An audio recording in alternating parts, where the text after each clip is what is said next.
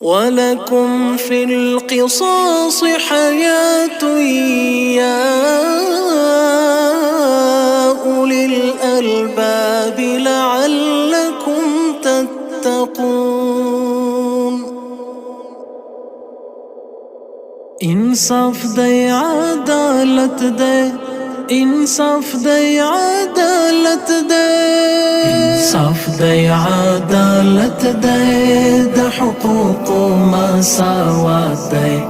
قصاص او په حدودو کې خدای وایي حیات دی، د عدل په نظام باندې روان د کائنات دی، نفاذ د شریعت ټول جرمونو نه نجات دی، نفاذ د شریعت ټول جرمونو نه نجات دی. چرته له اسمانه نازل شوی الهی قانون، چرته د بند په لاس جوړ شوی شیطانی قانون، چا باندې چې چتر وی په سر د طاغوتي قانون، کله وی خبر له فلسفې د جزایي قانون، حد دی که قصاص دی که تعزیر دی د خدای حکم دی، نه د کوم پاچانا د وزیر دی د خدای حکم دی، د خود نظام د مولا تیر دی د خدای حکم دی، امن یې حتمن تبعی تاثیر دی د خدای حکم دی، امن یې حتمن تبعی تاثیر دی د خدای حکم دی. انصاف دی عدالت دی، د حقوق مساوات دی، قصاص او په حدودو کې خدای وایي حیات دی، د عدل په نظام باندې روان د کائنات دی، نفاذ د شریعت ټول جرمونو نه نجات دی، نفاذ د شریعت ټول جرمونو نه نجات دی. عدل چې قائم وي بیا په ځمکه کې فساد نه وي، هر سرکش مهار وي د مظلوم په خوله فریاد نه وي، کفر شرمنده وي پټوارونه د الحاد نه وي، غدر خیانت نه وي حملې د ارتداد نه وي، غرب چې بشریت ته د حقوقو ادعا لري، خپل تقدس د انسانیت ته استهزاء لري،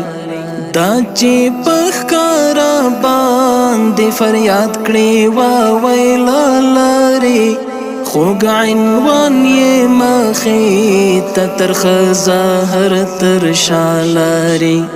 خوږ عنوان یې مخې ته ترخه زهر تر شا لري. انصاف دی عدالت دی،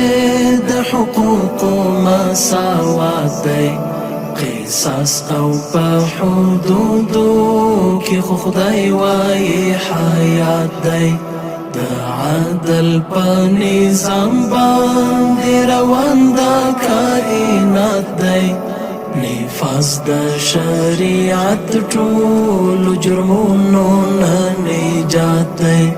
نفاذ د شریعت ټول جرمونو نه نجات دی. دلته چې حدود وي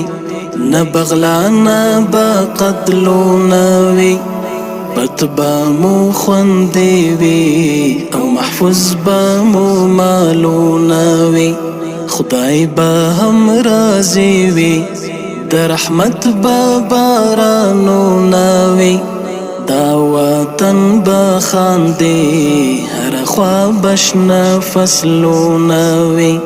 څومره چې مقام دا بشریت دی په اسلام کې دی هم کدا حقوق ضمانت دی په اسلام کې دی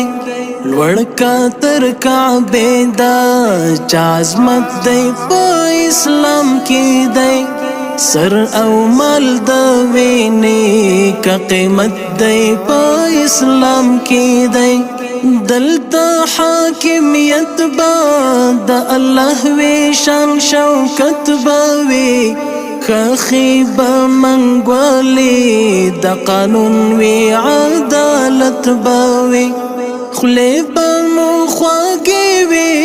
په هر څه کې حلاوت باوی مین ورور والی باوی راشد شفقت باوی